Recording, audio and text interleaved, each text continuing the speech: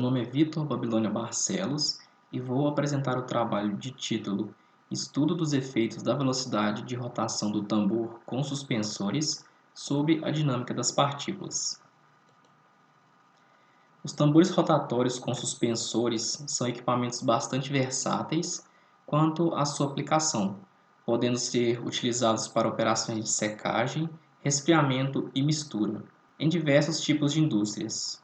Nessa figura, pode ser visto o esquema desse equipamento, em que na parte interna há suspensores, que carregam o material particulado do leito no fundo do tambor, descarregando o mesmo em uma posição superior, formando assim uma cortina de partículas. O interior do tambor pode ser dividido em duas regiões, sendo a região passiva, onde se encontram os suspensores e o material na forma compactada, e a região ativa, onde é formada a cortina de partículas em queda, e onde ocorre grande parte de fenômenos de transferência de massa e energia entre as partículas e o fluido de secagem ou fluido de resfriamento. O processo pode ser influenciado pela geometria desses suspensores, pelo nível de carregamento de partículas no tambor e pela velocidade de rotação do mesmo. Apesar de ser muito utilizado na indústria, esse tipo de tambor ainda necessita de estudos acerca da dinâmica das partículas em seu interior, que é importante para a otimização de sua operação. Logo, este trabalho tem como objetivo avaliar os efeitos da velocidade de rotação do tambor sobre a dinâmica das partículas, através de simulações utilizando o método dos elementos discretos, ou DEM. O tambor simulado computacionalmente é de aço inoxidável com 50 mm de comprimento, 108 mm de diâmetro, contendo 12 suspensores de 3 segmentos cada, como visto na figura deste slide. O tambor foi preenchido com partículas em 17% de seu volume. As partículas utilizadas foram de vidro de 1,09 mm de diâmetro e com 2.455 kg por metro cúbico de densidade, a fim de garantir o escoamento livre no interior do equipamento.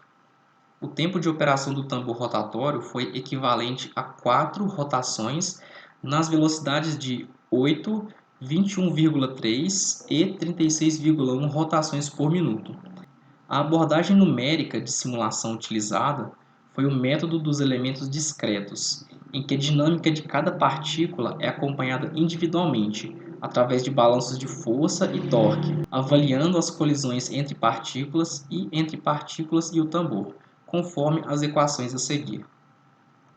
Para a simulação, foi utilizado o software de código aberto Lights, onde foram inseridos a geometria do tambor, ou seja, o espaço onde as partículas estão contidas, as próprias partículas e os dados físicos referentes a esse sistema. O passo de tempo utilizado para a integração numérica das equações foi de 10 a menos 6 segundos. Para o pós-processamento dos dados de simulação, foi utilizado o software livre Paraview para a contagem de partículas nas regiões de interesse do tambor.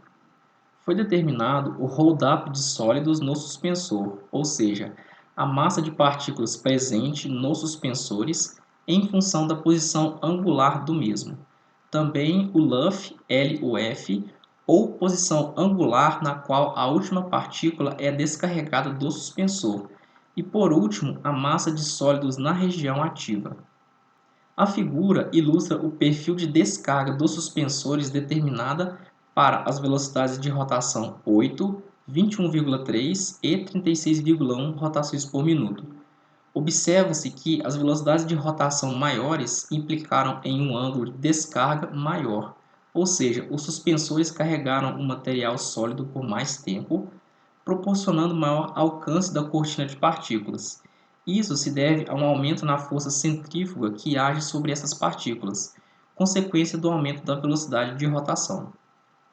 Conforme a velocidade de rotação aumentou, a proporção de partículas na região ativa e passiva foi alterada. Ocorreu uma diminuição do leito na parte inferior do tambor e um adensamento da cortina de partículas, o que é interessante para o propósito desse equipamento. que visa permitir o contato sólido-fluido eficiente entre as partículas na cortina e o gás de secagem ou resfriamento. A figura à esquerda mostra o comportamento dinâmico da massa de partículas presentes na região ativa, determinada ao longo do tempo de operação do tambor. Uma vez que as velocidades de rotação são distintas, as 4 rotações do tambor se completaram em diferentes instantes de tempo.